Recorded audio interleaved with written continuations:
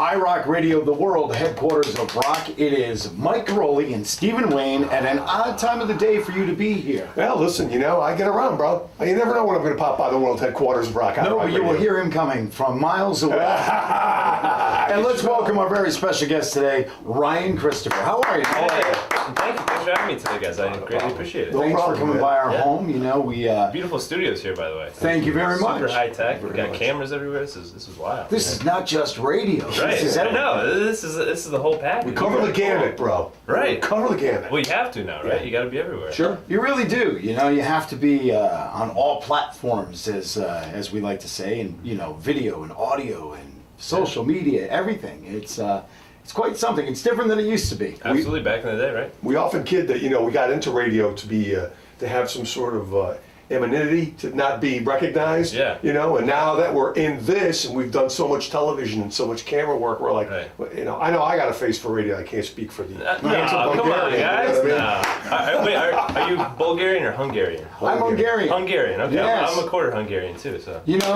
We should mention your dad, Yeah. of course, Jerry Kristafer. Yeah. He's been in Connecticut radio for longer than us, actually. We've been around a long time. Long time. Still kicking, yeah. But over the years, he and I would talk every once in a while, and he always brings up the Hungarian The thing. Hungarian part. Yeah, He told me about that. Are you close with your Hungarian roots, or you kind of? They're all dead. Okay. He eats with his feet. He does eat with his feet. All right. Well, yeah. Yeah, but listen, he'll be offended by this. He's a quarter Hungarian. All these guys at CCC, Craig and this guy, they said Hungarians eat with their feet. There's no truth to that, right? I mean, only on Saturdays. Only once in a while, special occasions. I can see him drink a beer with his foot. Come on, try to take a piece of paper. I can open a can of beer with my foot. Yeah, I'm telling you, bro. Come on, try it. See it. You gotta work on it. So yeah, your dad would every once in a while would bring it up, and Yeah.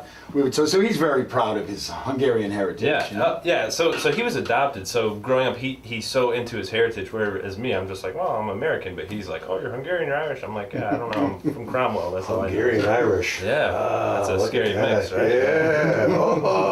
So obviously now we can see you, every day on Channel 8 in the morning and doing your thing there. But we brought up your dad. Let's go back a little Sure. bit. What was it like growing up with your dad, who was on the radio, and he was big name for many, many years, and still going strong today. So what was it like growing up with your dad in radio, and you kind of being a part of it in the studios all those years? Yeah, it was pretty cool, because I remember on my days off, on Columbus days and things like that, I would go to the studio and I would wake up at 3:30 in the morning and go in, and I was so enamored by it all. I never actually wanted to get into media or broadcasting. I just kind of ended up there. But growing up, I always just thought it was so cool. Like, oh yeah, that's my dad. He's that guy on the radio. So I would go to all the remotes and hand out bumper stickers. And I'm sure your son, who's sitting right over here, can relate. And you get to go to all the cool events. And it's just a different upbringing, and you kind of get to see a different side of the world. It's kind of fun. Mm-hmm.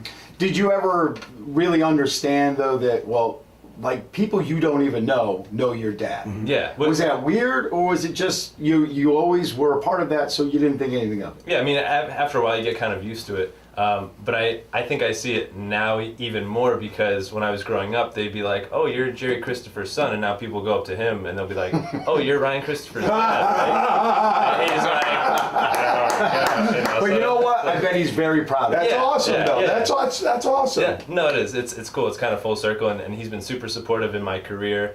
And he's never forced me into anything. He's never said, hey, you got to do this, you got to do that. He's just like, hey, whatever makes you happy at the end of the day, go for it and just work hard. And he always said to me growing up, I can help open doors for you, but it's up to you to walk through them. And it's something I always remember. And it's cool because, if you have a connection, you got to take advantage of it. But it's up to you to deliver and close, and you still have to have something to back up your own talent at the end of the day, I think. Mm-hmm. So you never wanted to be like a broadcaster per se, on radio, whatever.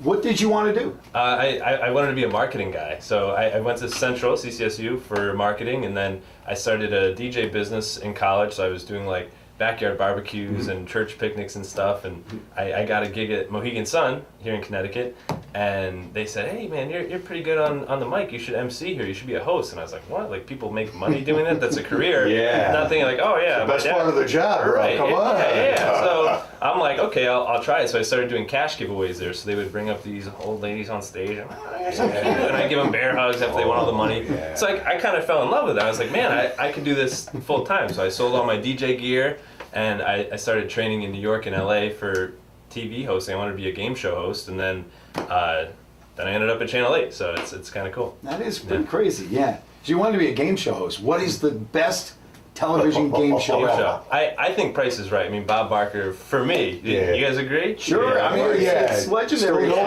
on. Yeah, Forever. Yeah. Still going on. Yeah, and I mean, he's obviously not in the show anymore, but I think that is like when you think game show, you think, oh, Price is Right is, Sure. is Or really the Gong Show, one or the other. Chuck Barris. Yeah, Chuck Barris. I don't know. Chuck Barris. The Unknown Comic and all that. Yeah, Gene. That was a weird Gene. show. That show was weird. That was before my time, but I know of it. Yeah, me too. I'm not dating you. Well, I'm not dating you, but I'm Yeah, putting a that's date okay. on you. That's all right. Okay. That's all right. Yeah. That was before my time, but he always talks about it. You know, Yeah. people do. Right. Those older people. It's always a flashback, man. Yeah. We Flashback got Tuesday. so much to talk with you about. You have time to hang out for a Yeah, little bit? absolutely. I'll be around. All right, more with Ryan Kristafer coming up on iRock Radio, the world headquarters of rock.